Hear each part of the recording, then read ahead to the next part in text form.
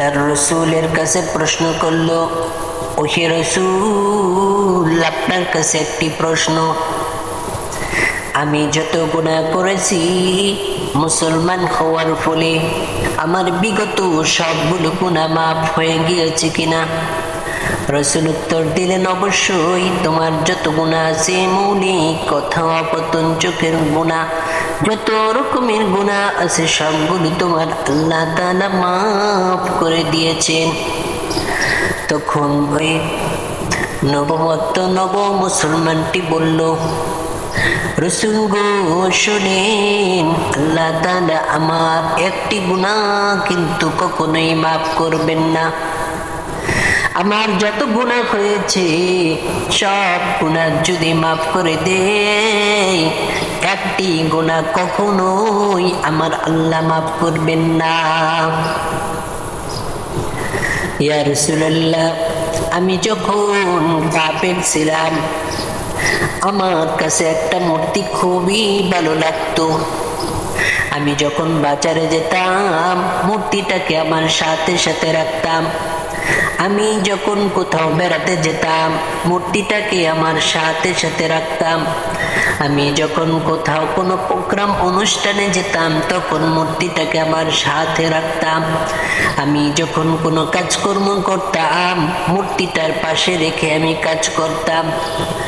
ওহে রাসূল, একদিন আমার মন চাইলো, আমার প্রস্রাবে ব্যাগ ধরলো, পাশের একটি ছোট্ট পাথরের উপর রেখে আমি সুদূর এক স্থানে গিয়ে বাথরুমের সব কাজ শেষ করলাম। মূর্তিটাকে এসে দেখি সেটা সুন্দর গোসল করার মতো পানি। মনে করলাম খুব বরকতময় পানি। আমি ডান হাত দিয়ে সবগুলো পানি তার থেকে চেটে চেটে নিলাম। মুখে লাগানোর পরে দেখলাম লবণাক্ত, বুঝলাম এটা প্রস্রাব। পাশেই দেখলাম একটা কুকুর। হে কুকুরটাকে দাওয়া করলাম, কি ব্যাপার কুকুর রে, আমার রবের উপর তুই প্রস্রাব করলি?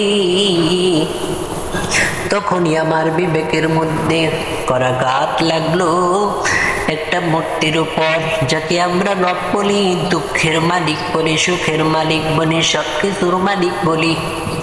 সেই জিনিসটা যদি নিজেকে কুকুর থেকে রক্ষা করতে না পারি তাহলে আমরা কোন ভাবে রক্ষা করব?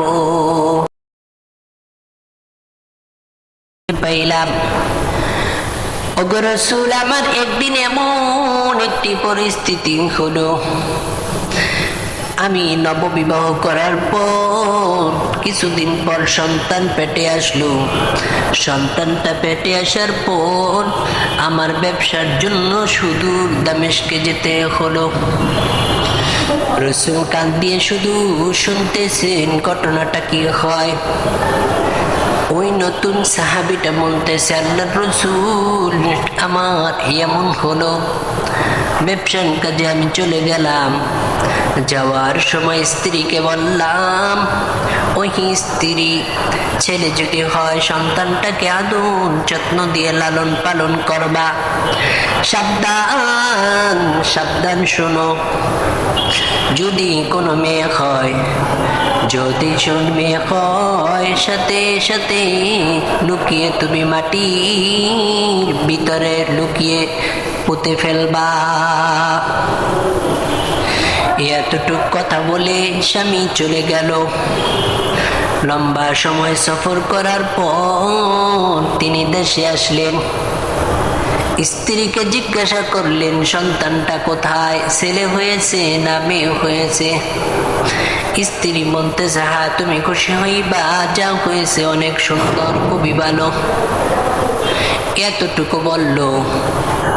এতটুকু বলার পর একটু দেরি করলো না। মাঠের মধ্যে একটা মেয়ে খেলাধুলা করতেছিল।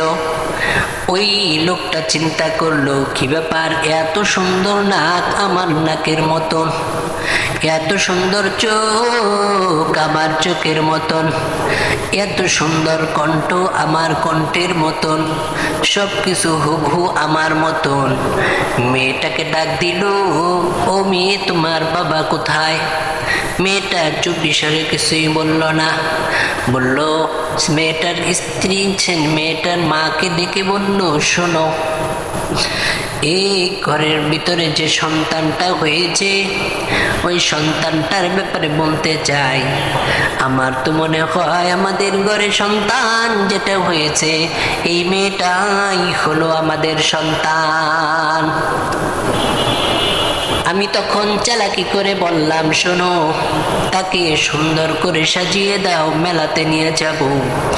অনেক কুসুম করিয়ে মেয়েটাকে সাজুগুজু করে আমার সাথে দিল।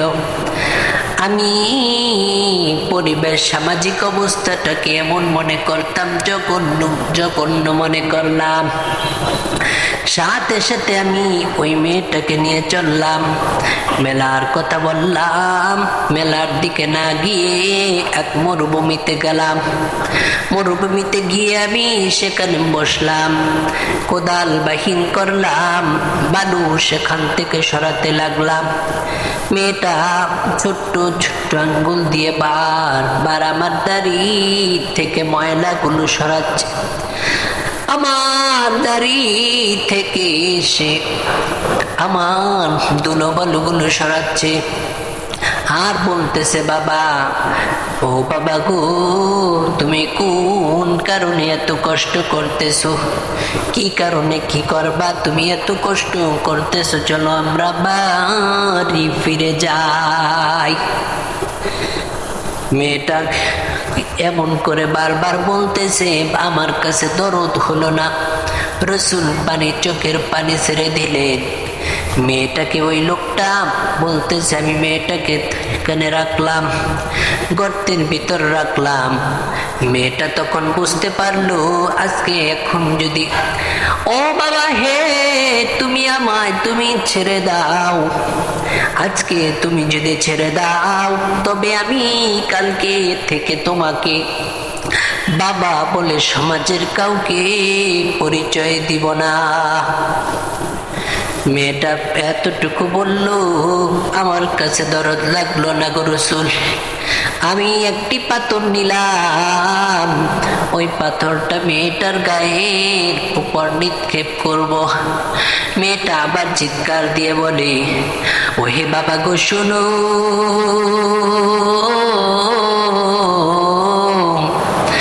তুমি যদি আজকে আমায় ছেড়ে দাও, তবে আজকে এখন থেকে আমি আর তোমাকে বাবা বলে কোথাও সমাজে, কোনো সমাজে আমি এটা বলবো না। আমার কাছে মায়া হলো না গো রাসূল। বারে বারে আমায় বিভিন্ন কথা বলতেছিল মেয়েটা। আমার নিষ্ঠুর হৃদয়, অসামাজিক কাণ্ড। রাসূল, একটা পাথর নিলাম, এই এত জোরে মারলাম তার গায়ের উপরে। ওগো রাসূল, টপ টপ করে পানি পড়তেছে রাসূলের। বারবার শুধু চোখের পানি ছেড়ে দিয়ে বলতেছে, তুমি এত এত পাষাণ হৃদয়। ওই লোকটা দেরি করলো না, চোরে পাথরটাকে ওই মেয়েটার দিকে নিক্ষেপ করলো। সাথে সাথে ওই মেয়েটা সেখানে স্পটেই শেষ হয়ে গেল। আমি বালু দিয়ে ডেকে ডেকে সেখান থেকে চলে আসলাম। রাসূল গো, আমার সব গুনাহ মাফ করবেন, কিন্তু মনে হয় গো, আমার আল্লাহ এই গুনাহটা কোনো মতে আমার জন্য মাফ করবে না। আল্লাহ আল্লাহ গো, আমায় তুমি এই গুনাহটাও মাফ করিও। শুধু ওই সাহাবীটা কান্দে,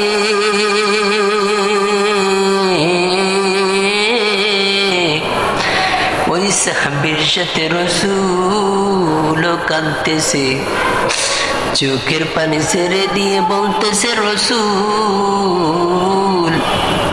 আল্লাহ কি আমার এই গুনাহটাও কি মাফ করবে নাকি? হায় আল্লাহ, তুমি আমার সব গুনার সাথে এই গুনাহটাও, জঘন্যতম গুনাহটাও মাফ করিও।